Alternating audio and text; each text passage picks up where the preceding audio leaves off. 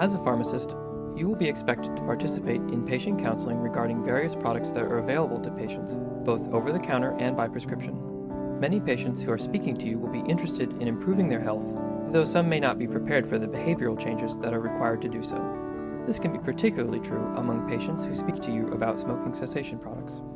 As a result, it is important to keep in mind that the way you discuss this issue will have a big impact on how your advice is received by the patient. In general, it is not useful to confront or scold patients about their tobacco habits, as this may cause them to become defensive and may interfere with your ability to counsel them effectively. Watch what happens as this provider becomes more and more confrontational in her warnings about tobacco use and her advice to quit smoking. Can I help you? Yeah. I just got off work and apparently they're going smoke-free, so I thought I'd stop by the pharmacy here and see what my options are. Some of my friends have tried nicotine patches and they say they don't work very well. I don't really want to quit smoking, I just need something to get me through the day. So you want nicotine replacement, but you don't want to quit smoking? Maybe like during the day nicotine replacement. Is that, I mean, do y'all have anything like that? Yeah, we don't really recommend that. The idea is you would use the nicotine replacement to actually quit, so then you wouldn't be smoking at work, but you also wouldn't be smoking the rest of the time either. Well, I don't really want to quit. I mean, I like smoking. I'll go like after work to have a beer with my friends and I'll smoke cigarettes. I mean, it's not really a big deal. Cigarettes aren't that bad. I mean, I know that it's popular to say that smoking is bad for you, but you know, I like it, so I'm going to keep doing it. Okay, well, smoking really is really bad for you. You know, it causes things like lung cancer, emphysema, heart disease, yeah, okay. oral diseases. Well, what are my options, you know, assuming that I'm right, what are my options? Well, to be honest with you, you mentioned the patch. I can't recommend a patch to you if you're going to continue smoking. That can actually be pretty dangerous for you. In order to advise you about this at all, I need you to tell me a little bit more about your smoking history and how much you're smoking now.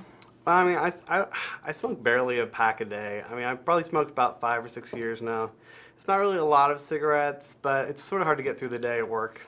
Okay, well, we actually consider 20 cigarettes a day to be a significant amount, and in fact, I would then recommend to you that you would start on the highest dose of nicotine replacement.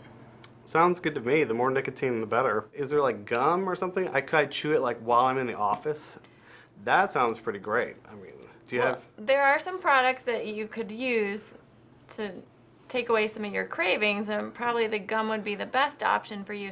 It's not something you would continue to use continuously throughout the day, however. The gum is something you use just when you have a craving. Oh, okay. Well, where's that? Well, we have that here. But again, the idea would be for you to actually quit smoking. Well, I'm probably not going to buy anything today. I mean, I just came by to see what my options are. Thanks for the input. I mean, do you have anything else? Do you have any other advice for me? Aside from the gum, you could try the nicotine lozenge. That would be another option for you. Again, that's not something you'd want to use continuously throughout the day. The nicotine patch is the best for continuous nicotine replacement, but again, that's not something you can use while you're continuing to smoke. Oh, well, okay. Well, thanks. I mean, I guess that helps a little bit. Maybe I'll be back later. Thanks. Okay. In this case, the patient came to the pharmacy in a pre-contemplative state. He had no desire to quit smoking, but he was interested in learning how to make it easier to get through the day if he wasn't able to smoke. By simply explaining the standard of care for tobacco cessation products over and over, this provider was giving technically accurate counseling.